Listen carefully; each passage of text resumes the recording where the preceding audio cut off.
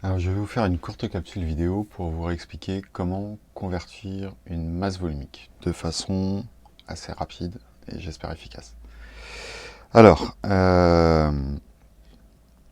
tout d'abord, on est d'accord qu'un prérequis, c'est de savoir convertir une masse, savoir convertir un volume.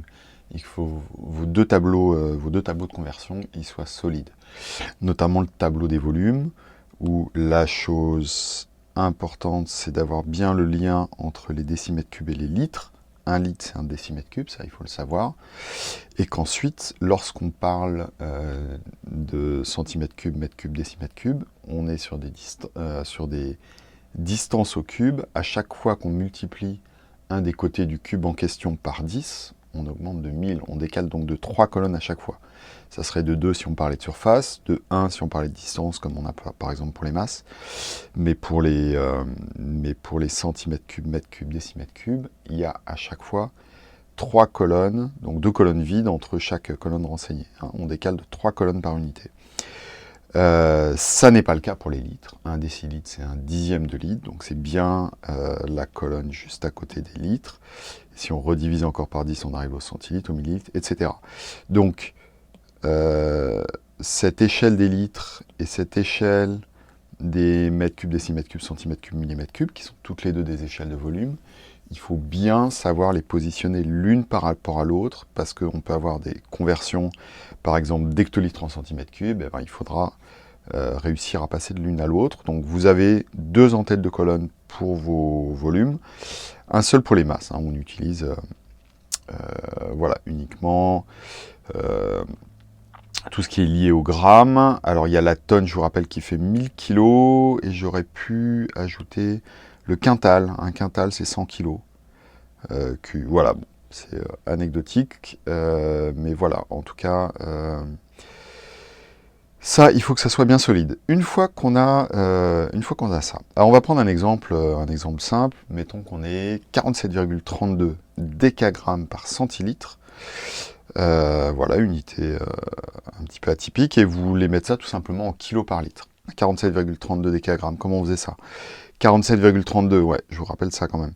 47,32 décagrammes. Le point important, c'est attraper l'unité du chiffre. 47,32, les unités, c'est 7. Okay, le chiffre des unités. Centaines, unité, dixième, centième. Ok, les unités, c'est 7. Vous allez mettre le chiffre des unités dans la colonne unité. Ok, donc 47,32 décagrammes. Hop, je colle directement 7 ici. Et après, vous complétez 47, 32. Je ne mets même pas la virgule, parce que la virgule, je me suis rendu compte que ça vous embrouille, vous avez tendance à la conserver pour l'instant. Si on mettait cette virgule ici, c'est la virgule pour les décagrammes. Mais quand on va lire derrière nos kilos, cette virgule n'a plus aucun sens. Donc, je vous conseille de ne pas la mettre du tout. À vous, tout simplement, à mentalement vous dire, je regarde des décagrammes, c'est comme si j'avais ma virgule ici, à droite de ma colonne des décagrammes. Et si je regarde des kilos, c'est comme si j'avais maintenant ma virgule ici. Donc il faut imaginer un zéro supplémentaire, ou l'imaginer ou l'écrire, et ma virgule potentiellement est là. Donc c'est 0,4732 kg. 0,4732 kg. Kilogramme par quoi? Par rapport à notre chiffre de départ, c'est toujours des centilitres. On n'a rien changé. On avait nos 47 décagrammes qu'on a exprimés en kilos, mais les centilitres, on ne s'est pas du tout occupé de cette unité pour l'instant. Donc c'est toujours des centilitres. Okay. Par contre, maintenant, on va s'occuper des centilitres. Alors comment on va faire ça? On garde pour l'instant nos 47,32 kg. On n'y touche pas. Et on va juste dire que c'est par... Que représente un centilitre si on veut l'exprimer en millilitres? Okay. Ici, ce centilitre, c'est 1 centilitre.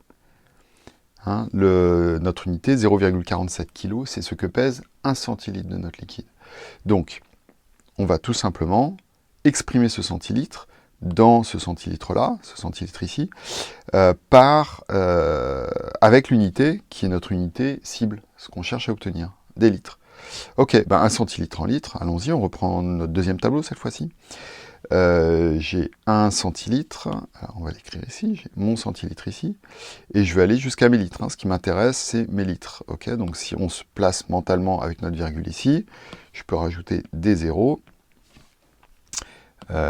Donc ça veut dire que j'ai 0,01 litres. Ok, c'est ça notre centilitre. Okay, notre centilitre ici, je le réécris sous la forme de 0,01 litres. Et là, notre fameux trait de fraction de l'unité, hein, quand il des décagrammes par centilitre, c'est vraiment en fait des décagrammes par centilitre. Hein. On les place, on a l'habitude de les placer sur une ligne, mais on est vraiment sur une notion de fraction, sur une notion de rapport. Donc, on va réécrire ça tout simplement 0,4732 divisé par 0,01. On remet vraiment notre trait de fraction comme il se doit, et cette fois-ci, on est arrivé au kilo par litre. Okay, et ce 0,4732 divisé par 0,01, alors il n'y a pas besoin de prendre la calculatrice comme ça, divisé par 0,01, c'est comme multiplié par son inverse, c'est-à-dire 100, on est donc à 47, vous pouvez prendre la calculatrice si vous avez un doute, mais on est à 47,32 kg par litre. Ok.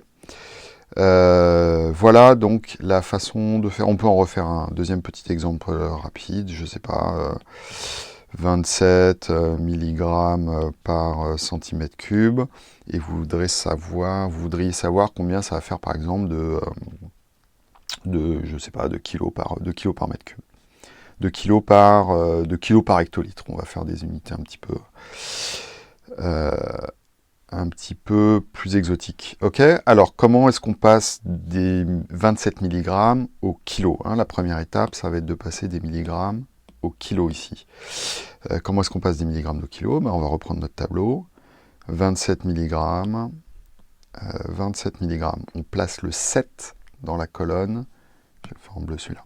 On place le 7, l'unité, dans la colonne unité. 27 mg, ils vont là nos milligrammes. Et on veut aller vers des kilos. Alors nos kilos, ils sont tout à gauche, donc je rajoute tous les zéros dont j'ai besoin. Ok, nos 27 mg, bah oui c'est sûr, ça fait pas beaucoup de kilos, 27 mg. Donc 0, virgule, hein, la virgule je l'écris pas, mais si je lis en kilos, ça va être ici. Et j'ai 4 zéros après la virgule, 27. Ok, donc je peux écrire cette partie du poids. Donc c'est 0, virgule, j'ai dit 4 zéros après la virgule, 27. Ça, cette fois-ci, c'est des kilos. Mais on est toujours en centimètres cubes. Donc on va se poser la question maintenant, 1 centimètre cube, mon petit centimètre cube que j'ai ici, combien c'est de hectolitres? 1 centimètre cube en hectolitres. Alors je reprends mon tableau et je prends mon centimètre cube, il est ici, mon centimètre cube. Combien ça fait d'hectolitres? Les hectolitres, ils sont là. Alors je vais compléter avec des zéros pour pouvoir faire ma lecture. Mentalement, ma virgule, elle est toujours ici. Donc ça fait 0,4 zéros après la virgule. 1. 0, 0,1, 2, 3, 4, 1. Cette fois-ci, hectolitres. On est arrivé dans l'unité de départ. Donc nos unités, on est bien en kilos par hectolitre. Il faut juste ressortir les chiffres. 0,00027 sur 0,0001 kg par hectolitre.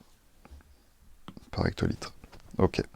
Donc là, attention à ne pas vous planter dans les décalages de 0. Ok.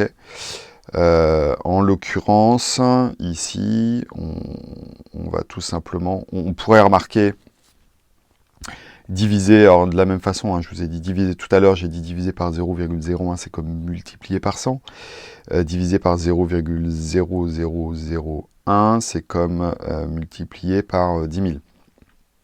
Multiplier par 10 000, ça reviendrait à nous faire du 1, 2, 3, 4, on en a du 0,27 kilogramme, par hectolitre. Et voilà, là on a obtenu la conversion de nos 27 mg par centimètre cube en kg par hectolitre.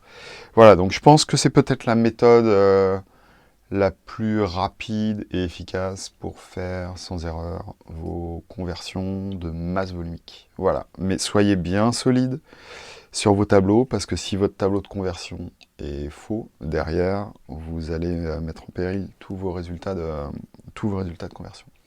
Voilà, Allez, on va s'entraîner un petit peu là-dessus. Et bon,